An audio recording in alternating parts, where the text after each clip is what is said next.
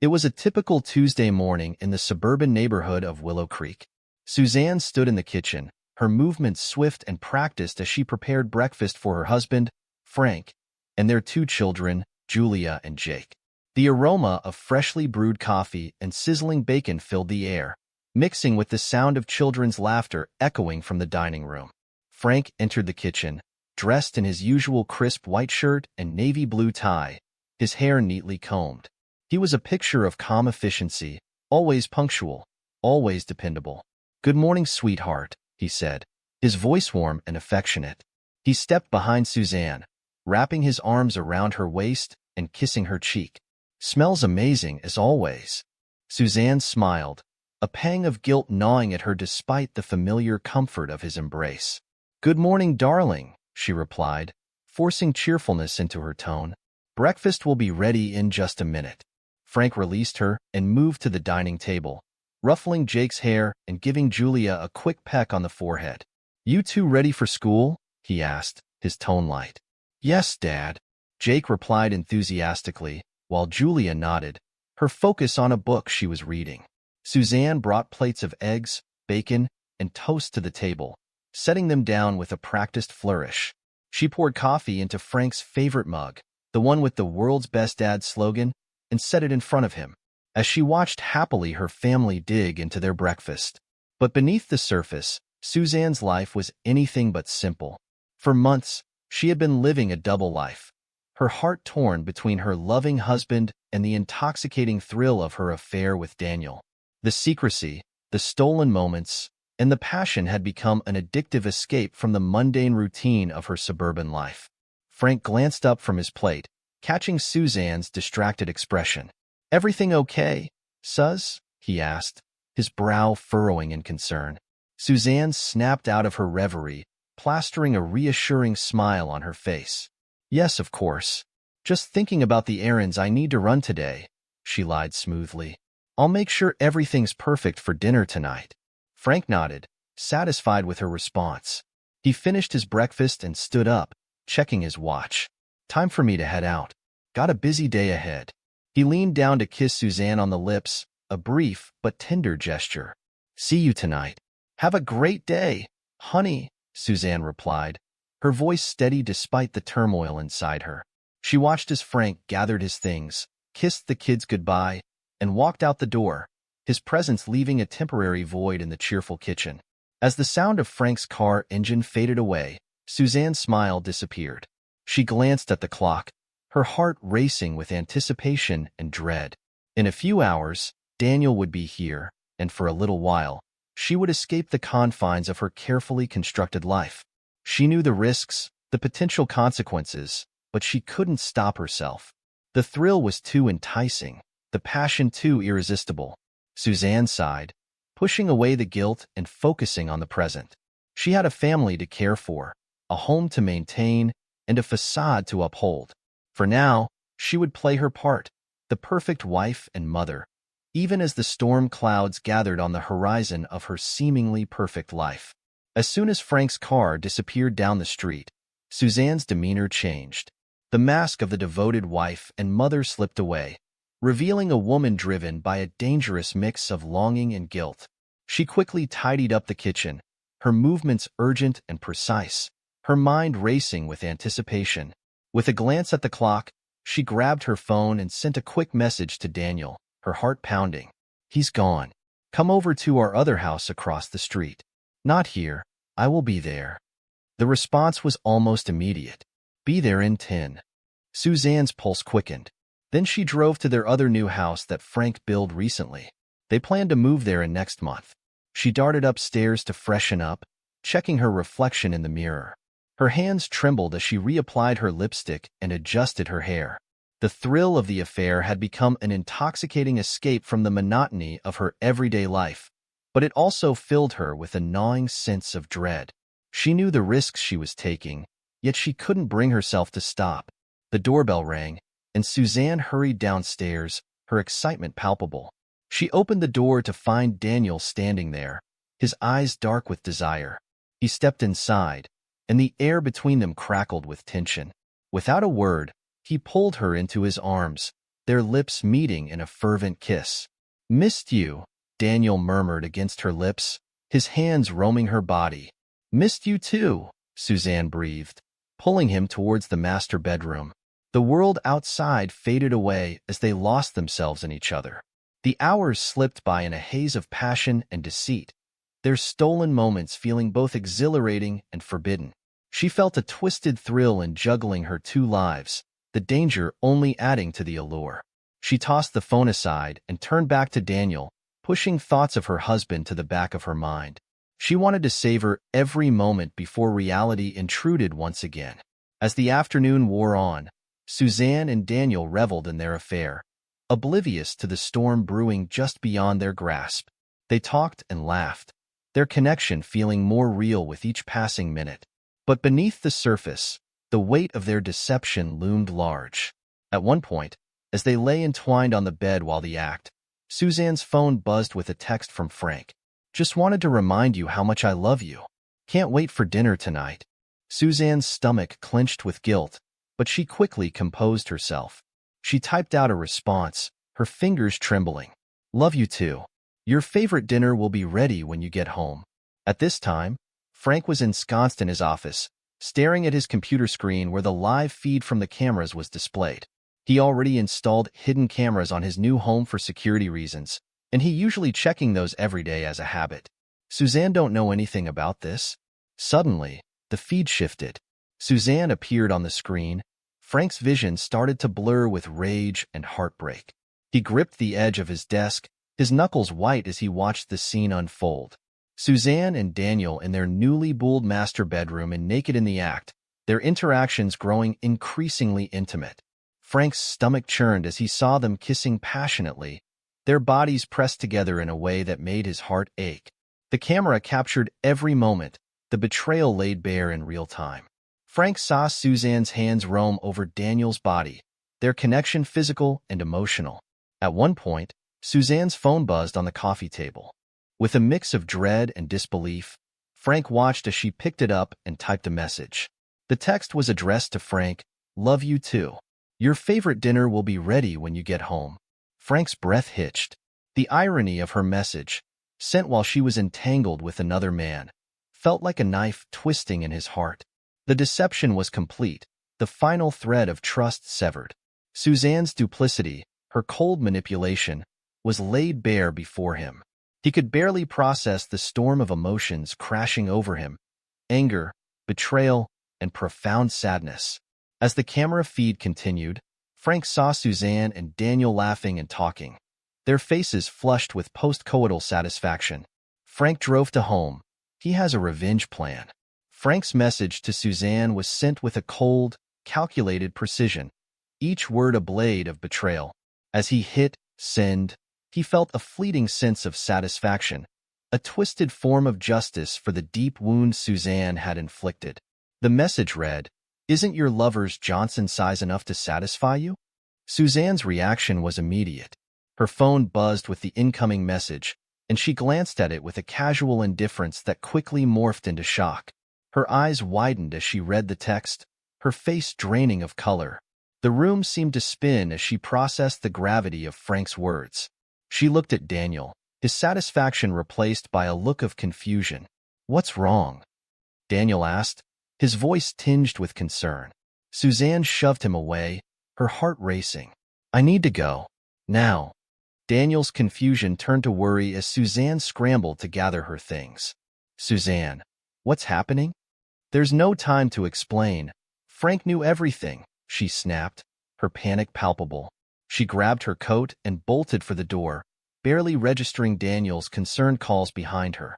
Suzanne's drive home was a blur of fear and regret.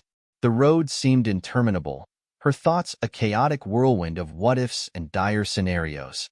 Every stoplight felt like a cosmic joke, prolonging the agony of her journey.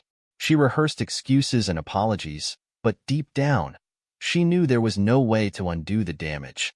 As she pulled into the driveway, Suzanne's stomach dropped. The house, usually a sanctuary of familiarity and warmth, now seemed ominous in its silence. She fumbled with her keys, her hands shaking uncontrollably. With a deep breath, She pushed open the door and stepped inside. The house was eerily quiet. The air felt thick with a palpable sense of absence. Suzanne's footsteps echoed as she moved through the rooms, her heart pounding in her chest. The once comforting home was now a shell of its former self.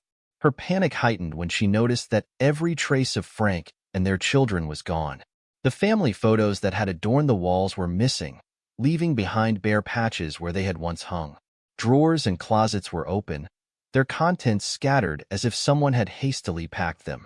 Suzanne's gaze fell upon the kitchen counter, where a single note lay atop the polished surface. She approached it with trepidation, her breath catching in her throat.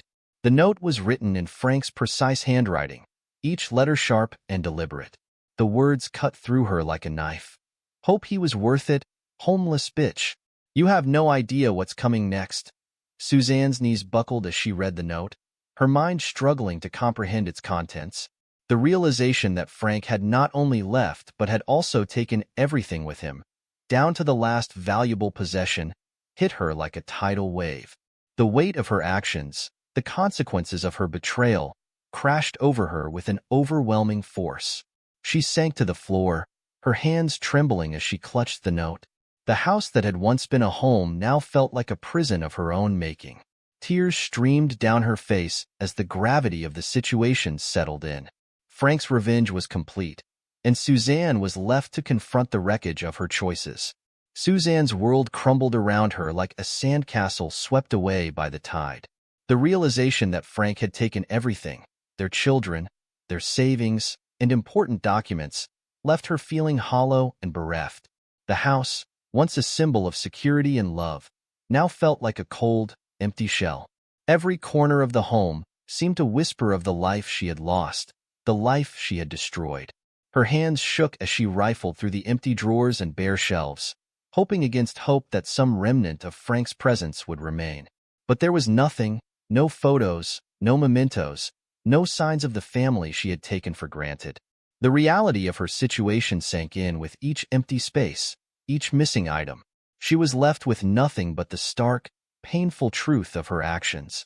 Daniel, who had arrived shortly after Suzanne's frantic call, found her sitting on the kitchen floor, clutching the note Frank had left behind.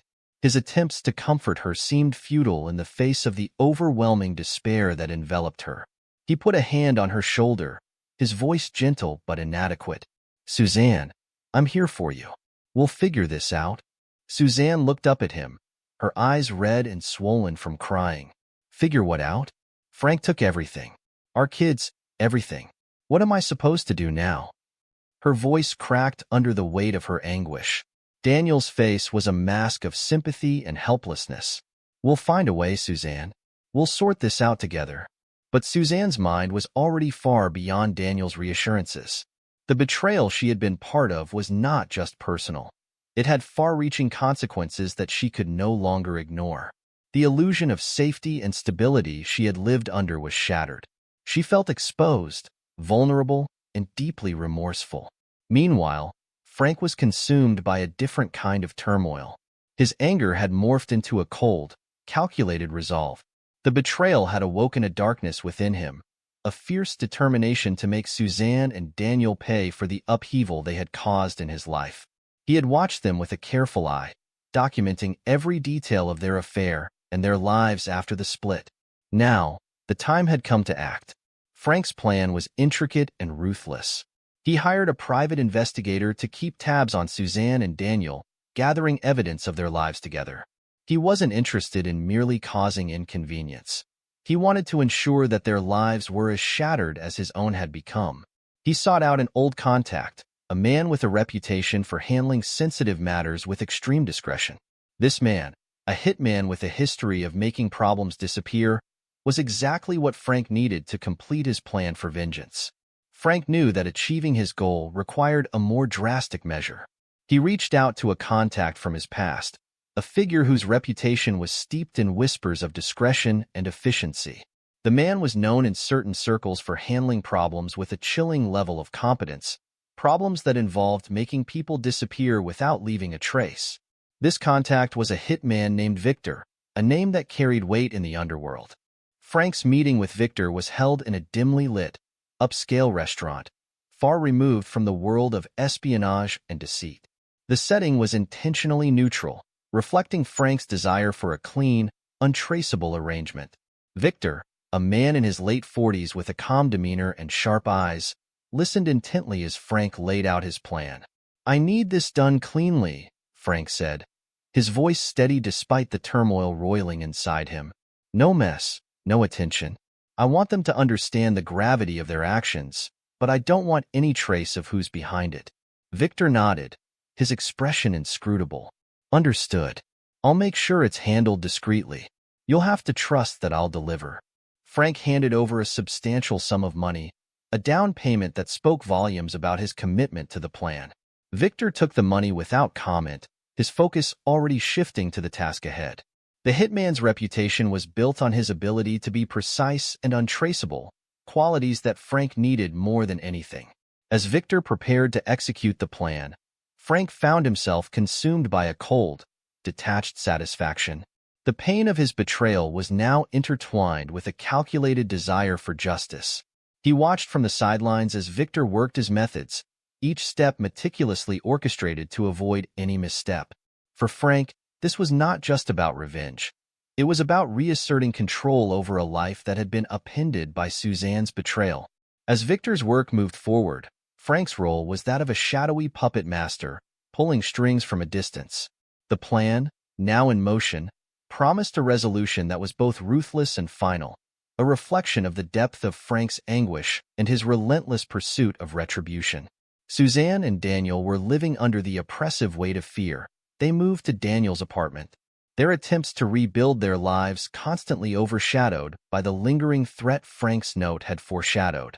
They moved through their days with a heightened sense of paranoia, their every action tinted with the apprehension that someone was watching them. Despite their efforts to live normally, the sense of unease gnawed at them, making even the simplest tasks fraught with tension.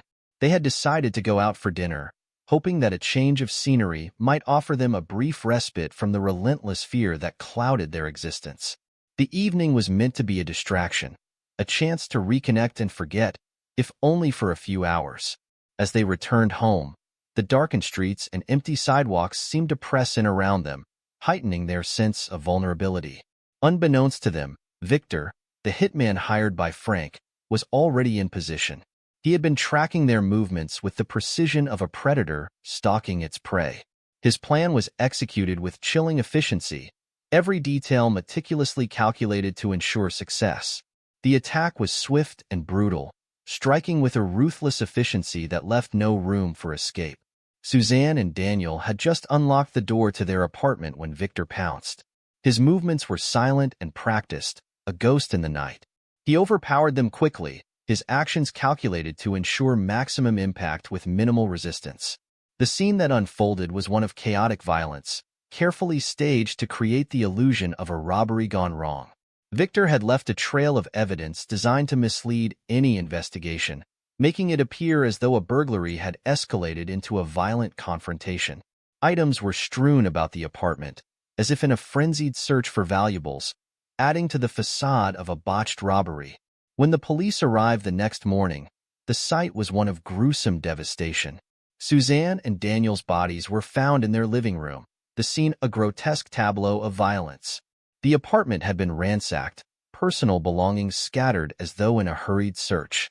Blood stains marred the once pristine carpet, and the faint echo of violence lingered in the air. The police were baffled by the scene. There were no obvious signs of forced entry beyond the initial break-in, and no clear motive for the violence beyond what appeared to be a botched robbery. The investigation began with standard procedures, but the complexities of the case soon emerged. Surveillance footage from nearby cameras offered no clear clues, and witnesses were scarce or unhelpful. As days turned into weeks, the case quickly went cold. The lack of evidence and the chaotic nature of the crime made it difficult for investigators to piece together a coherent picture of what had happened. The apartment remained sealed off as a crime scene, the air of unresolved mystery hanging heavy over it. Suzanne and Daniel's deaths were classified as an unsolved case, their lives snuffed out in a manner that left more questions than answers. For Frank, The execution was a grim satisfaction. He watched from a distance, his heart a mix of vindictive pleasure and cold detachment. The finality of Victor's work, the way it left Suzanne and Daniel's world shattered, was the culmination of his plan.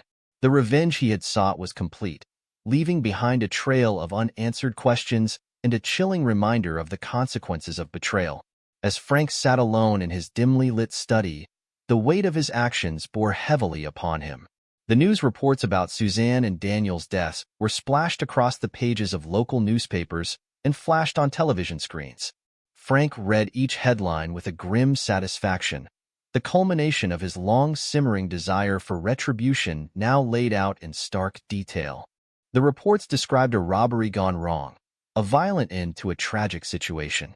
For Frank, the victory felt hollow, an empty triumph that did little to soothe the deep ache in his heart. He had achieved his goal of revenge, but at a tremendous cost. The life he had once known, filled with love and trust, was irreparably shattered. His children, the innocent victims of Suzanne's betrayal, were now the only constants in his life. But the bond they once shared had become strained and fragile. The secrets and lies that had torn their family apart lingered in their interactions, casting long shadows over their relationship. Frank's attempts to reconnect with his children were met with a mixture of confusion and resentment. They were too young to fully understand the complexities of the situation, but old enough to feel the emotional turbulence that had enveloped their lives. Their once carefree laughter was replaced by silence and awkward exchanges, each member of the family struggling to navigate the chasm created by Suzanne's betrayal and its brutal aftermath. In the months that followed, Frank threw himself into rebuilding his life, channeling his grief and guilt into productive outlets. He immersed himself in his work with a fervor that bordered on obsession, using it as a means to escape the haunting memories of the past. The office became his sanctuary, a place where he could focus on tasks and deadlines, momentarily distancing himself from the emotional turmoil that plagued him at home. Despite the demands of his career, Frank made a conscious effort to be present for his children. He attended their school events, helped with homework, and tried to engage in activities that would foster a sense of normalcy. He hoped that by creating a stable environment, he could help them heal from the trauma they had endured. As he looked at the faces of his children, Frank was reminded of the love that had once bound their family together. He clung to the belief that, despite the scars and the secrets, there was still the possibility of healing and redemption. The road ahead was uncertain, but Frank was resolved to face it with resilience and determination, striving to build a new foundation for his family amidst the echoes of a painful past. Years had passed since the violent end to Suzanne and Daniel's lives, and the rawness of the betrayal had dulled into a deep, enduring ache. Frank's days were filled with the steady rhythm of routine, and the once overwhelming pain had receded to a more manageable background noise. Yet, as he looked back on his life, the ghosts of his choices continued to haunt him, persistent and unrelenting. Frank often found himself lost in reflection, his thoughts drifting back to the pivotal moments that had shaped his current existence. The days of anger and calculated vengeance seemed both distant and achingly close. He questioned the decisions he had made, the path he had chosen. Could there have been another way? Was there a chance to salvage some semblance of peace without resorting to such drastic measures? The pain of betrayal, while muted with time, still left its mark. The intensity of his initial anger had evolved into a quieter, more insidious form of regret. Frank wondered if there was a path he had not seen, a different response that might have led to a better outcome. The pursuit of revenge, while satisfying in the moment, had brought with it a heavy price, one that extended beyond the loss of Suzanne and Daniel. Frank and his children had endured years of hardship and heartache, but they had gradually found a new rhythm to their lives. The scars of the past remained etched in their hearts, reminders of the turbulent journey they had traversed. Yet, they had learned to navigate their days with a sense of resilience and hope. Frank's commitment to creating a stable and loving environment for his family became the cornerstone of their new beginning. Their daily lives were marked by small routines and rituals that provided a sense of normalcy. The family's evenings often revolved around shared meals, where conversations about school, work, and daily events replaced the silence that had once hung over their home. The kitchen, once a place of emotional turmoil and tension, had transformed into a space of comfort and connection. Frank took pride in preparing dinner, a gesture that symbolized his dedication to nurturing his family and fostering a sense of togetherness. As Frank stood in the kitchen, chopping vegetables and stirring a pot on the stove, he felt a rare moment of tranquility. The rhythmic sounds of cooking and the aroma of a home-cooked meal were soothing, grounding him in the present. He glanced at the clock, noting the time when his children would be arriving home from school. The anticipation of their arrival, the sound of their laughter and chatter, filled him with a sense of purpose. Dinner time had become a cherished ritual for the family. It was a time to share stories, laugh, and reflect on the day's events. Frank had worked hard to rebuild trust and create a space where his children felt safe and valued. He had learned the hard way that rebuilding trust was a slow and deliberate process, one that required patience and consistency. Every meal, every shared moment, was a testament to his commitment to forging a new path. As he set the table and prepared to serve the food, Frank marveled at how far they had come. The pain and regrets of the past were still present, but they were no longer the dominant forces in their lives. Instead, there was a burgeoning sense of hope and possibility. Frank's efforts to provide stability and love for his children had begun to pay off, and he saw glimpses of their resilience and strength. When his children walked through the door, their smiles and eager greetings were a balm to Frank's soul. He welcomed them with open arms, feeling the warmth of their presence and the joy of their company. The dinner table became a space of connection and healing, where the shared experience of moving forward replaced the shadows of the past. Frank knew that their journey was far from over. The scars of their past would always be a part of them, reminders of the trials they had faced. But he also recognized that they had the power to shape their future. As they sat together at the dinner table, Frank felt a renewed sense of optimism. They had weathered the storm and emerged stronger. Now, it was time to embrace the calm and build a new chapter of their lives, one filled with love, hope, and the promise of a brighter tomorrow.